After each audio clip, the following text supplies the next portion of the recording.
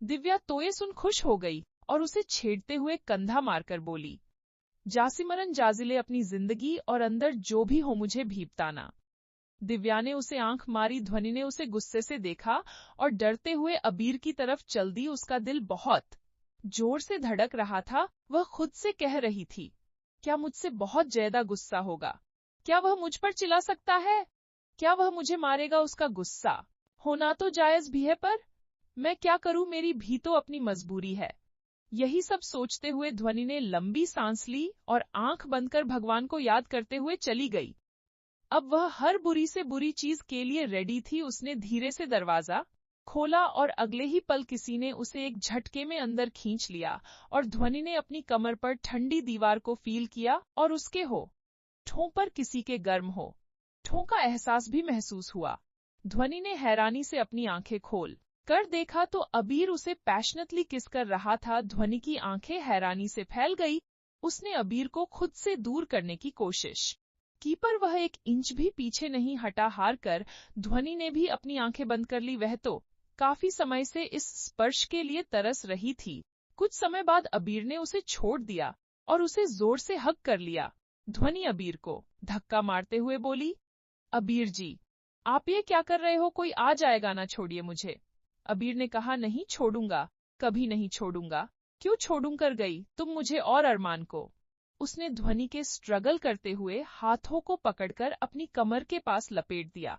ध्वनि को कुछ समझ नहीं आया कि अब वह क्या कहे। उसने भी बस थोड़ी देर आंखें बंद कर अबीर में समा जाना ही ठीक समझा। अबीर ने बड़ी ही दुख भरी आवाज में ध्वनि से पूछा, क्या तुम्हें कभी मेरी याद नहीं आई? मैं तो हर पल तुम्हारे बिना तड़पा हूँ। ध्वनि को समझ नहीं आया कि अब वह क्या कहे। अबीर ने कहा, मेरे साथ घर चलो। ध्वनि ने भरे गले से कहा, मेरा घर अब यही है, मैं यही रहना चाहती हूँ। अबीर को उसकी बात अच्छी नहीं लगी, पर वह चाहकर भी उस पर गुस्सा नहीं कर सकता था। अबीर ने कहा, क्या यही तुम्हारा आखिरी फैसला है? ध्वनि ने कहा, हाँ। अबीर ने उसे और जोर से जकड़ लिया। तभी उन दोनों को बाहर से दरवाजा खुलने की आवाज आई। ध्वनि जल्दी से अबीर से दूर खड़ी हो गई। अबीर अपनी चेयर पर आकर बैठ गया। रोहन दरवाजा खोलकर अंदर आया। उसे अबीर और ध्वनि के बीच एक अजीब सी टेंशन महसूस हुई। उसे लगा कि शायद इन दोनों के बीच ऐसा कुछ है जो ये सबसे छुपा रहे हैं, पर क्या? रोहन के अंदर आते ही ध्वनि वहां से जल्दी से भागकर निकल गई। रोहन ने पूछा, भाई आप गए नहीं? अबीर ने थोड़ा मुस्कुराकर कहा, नहीं, मेरा अब यहाँ मन लग गया है। तुम एक काम करो, इंडिया जाओ और दादी और अरमान को यहाँ ले आओ। उनको भी काफी टाइम हो गया है कहीं गए। तब तक मैं यहाँ रहकर यहाँ का सारा काम देख लूंगा। पहले अबीर का नाजाना, अब ध्वनि से मिलने के बाद अबीर के चेहरे की मुस्कान और अब उसका यही रुकने का फैसला रोहन को हैरान कर रहा था। क्या ये सब ध्वनि की वजह से था? तो क्या सच में ध्वनि वही लड़की है?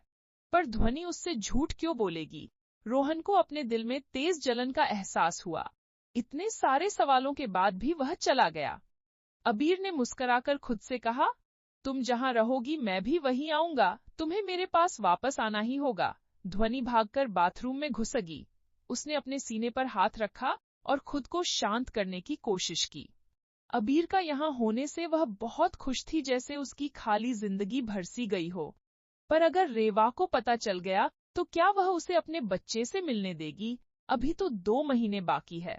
उसने परेशान होते हुए कहा, अबीर आप क्यों आगे? कुछ समय बाद मैं खुद ही आ जाती।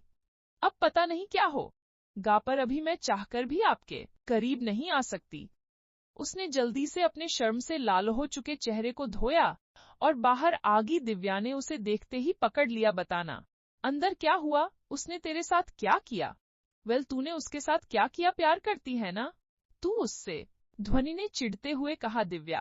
तभी पीछे का दरवाजा खुला और अबीर बाहर आ गया। ध्वनि को देख अबीर मुस्कुराया। ध्वनि ने शर्माकर नजरें झुकाल। दिव्या ने अबीर से कहा, गुड इवनिंग सर, क्या अब जा रहे हैं? अबीर ने कहा, जाना तो था, बट एक प्रॉब्लम है। दिव्या ने पूछा। अबीर बोला, मेरे पास रुकने के लिए कोई जगह नहीं है। दिव्या बोली, ओ सो सैड सर, आप होटल भी तो जा सकते हैं।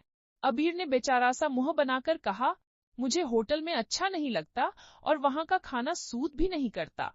अबीर ध्वनि की तरफ देखते हुए बोला, प्लीज कोई मुझे अपने साथ रख लो। ध्वनि ने उसे हैरानी से देखा। ये अबीर अब कुछ ज्यादा ही बदमाश नहीं हो गया था। दिव्या अबीर का इशारा समझ गई, पर उसे ध्वनि से डर लग रहा था। अबीर उसके मन को भांप गया और बोला, जो भी मुझे अपने साथ रखेगा मैं उसे काफी पैसे दे सकता हूँ। दिव्या की आंखें लालच से चमक उठी और वह बोली, सर आपको किसी और के साथ क्यों रुकना है? हमारा फ्लैट भी काफी अच्छा है और हम भी आपको जानते हैं कि आप बहुत अच्छे हो और ध्वनि के हाथ का खाना तो बेस्ट होता है। ध्वनि ने उसे हैरानी से देखा और बोली, दिव्या बकवास मत कर, ये हमारे साथ नहीं रह सकते। अबीर ने झूठ मुठ की रोनी सूरत बनाकर कहा, क्यों? ध्वनि घबराते हुए बोली, क्यों मतलब क्या? दो जवान लड़कियों के साथ ऐसे किसी आदमी का रहना ठीक नहीं। अबीर बोला, दिव्या तो मेरी बहन जैसी है। दिव्या को ये सुनकर ऐसा लगा कि किसी ने उसे गोली मार दी हो। दिव्या दुखी होकर बोली, प्लीज मैं आपकी बहन नहीं बनना चाहती। अबीर मुस्कुराकर बोला, ओके तो आप मेरी साली है तो साली जी, क्या अब आप अपने जीजा की खातिरदारी के लिए कुछ अरेंजमेंट्स नहीं करेगी?